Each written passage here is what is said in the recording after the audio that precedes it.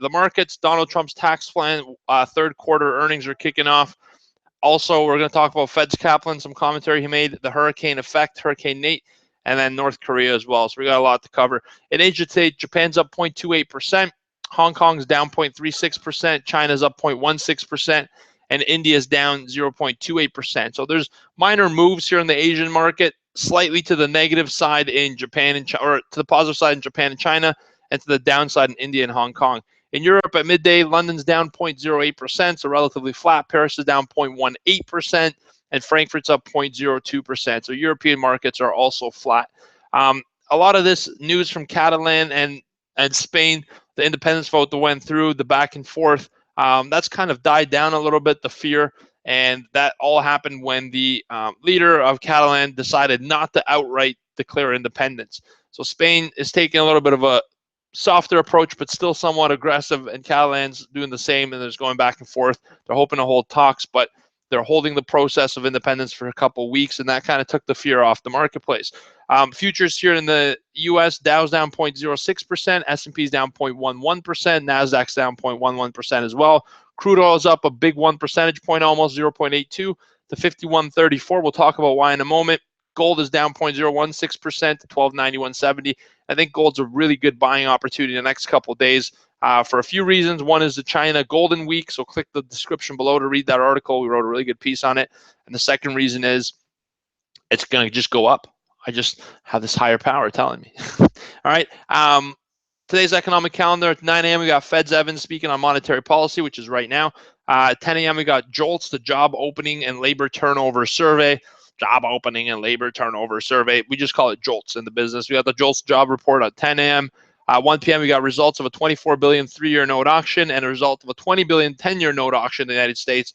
Look out for bonds early afternoon. That will have some impact on the yields and the bond prices overall. The big news today at 2 p.m. is the FOMC meeting minutes.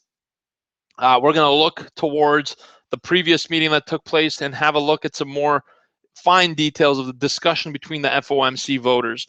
All right, we know that we're planning for a rate hike in December. We know that's built into the market. It's near 90% probability at the moment, so it's almost a foregone conclusion. But the more important part is that cemented in there? Is that a pretty much, is that a yes? I'm running out of language here. I was in Bulgaria for a month. I was speaking a different language, trying to convert back to English here. So basically, is it going to happen for sure in December? What is 2018 going to look like? How many people dissented? Were there any dissenters? How many hawks were speaking dovish language? How many doves went hawkish, etc.? So that's the important part of these meeting minutes. There isn't an easy way to trade them, but they are tradable at 2 p.m.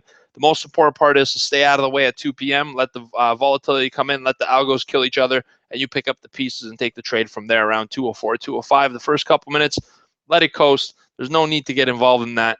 An algo is going to beat you in speed. It's going to beat you in decision making, and it's going to beat you in a lot of other aspects. So play your strength and wait to see where the weakness is in the algos and then step in. I like that. Play your strength and wait to see the weakness.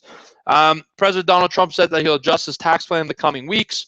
He gave absolutely no specifics as usual. So we're going to see what that means or how he changes it.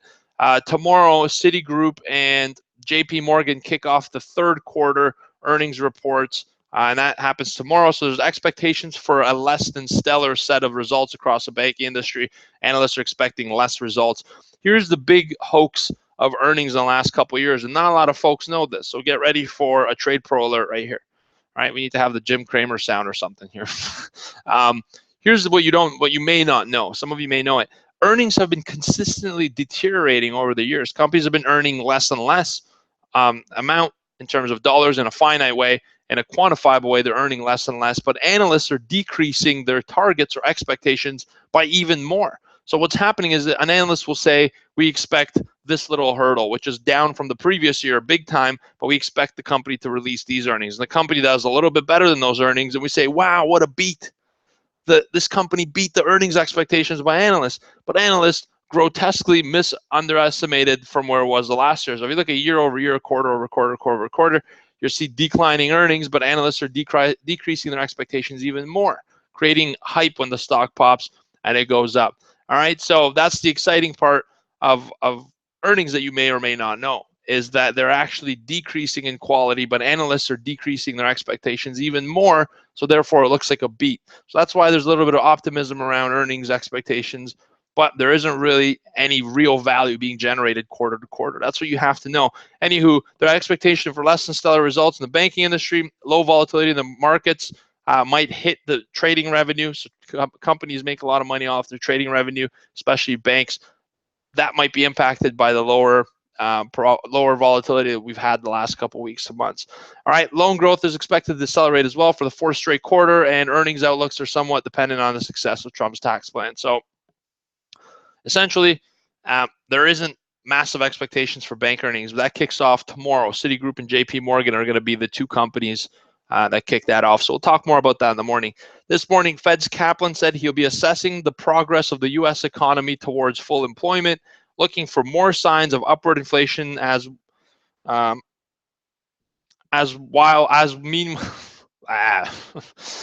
weighing the probability of hiking interest rates. So Kaplan's saying he wants to see a little bit more inflation increase before they start to increase interest rates. We think December is an interest rate hike for sure. I think that's already baked into the market. The expectations are priced it in. Oil is ripping today for this one reason. As of current state, this is yesterday as well, 58.5% of the current Gulf of Mexico oil production is still shut in due to the Hurricane Nate effect. All right, that's 1.02 million barrels a day production that's shut off. That has actually decreased from 85% yesterday. So as this oil production comes back online, the company's able to sell it, make more revenue, and that pushes oil prices higher as well. So we're seeing a little bit of a bid in here as these production facilities come back online in the coast, all right, in Mexico, in the Gulf of Mexico, not Mexico itself. One other thing I want to leave it off with, guys, is that we're getting reports and we're hearing a lot of news and squawks and rumors that North Korea is preparing to fire multiple short-range missiles next week. So they're going to test fire these short-range missiles. That's going to prompt some kind of reaction or response from Donald Trump, whether it's just a tweet or two. My hair is getting long. This little piece of hair is starting to annoy me. You want me to cut it on YouTube Live? Give myself a haircut.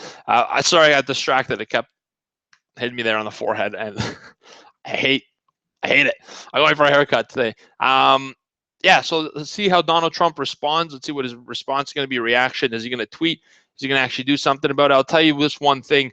We're running out of time for North Korea and the United States to just butt heads and talk crap. Somebody's going to do something soon. And if this continues to escalate, there's going to be action taken. If it's military action, the worst case scenario is really bad. 8 million people could be killed in the worst case scenario based on estimates from a lot of sources.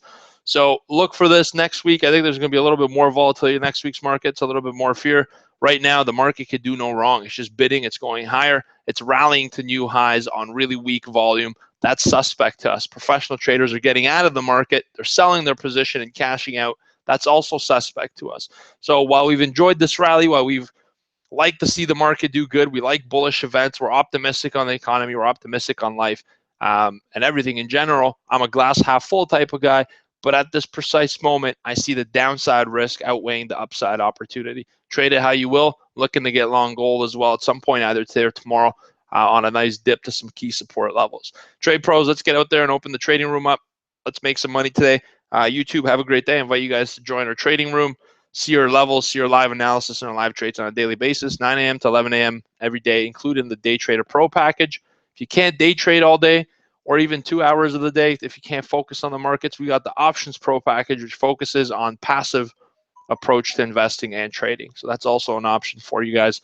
Those are two separate subscriptions, or you get both and save 20% a month. Take care, you guys. Have a great day. See you tomorrow at 9 a.m., hopefully with a haircut. Let me go hydrate and trade, and I'll see you guys tomorrow morning. Take care. Adios. Goodbye. This hair, it's really fun.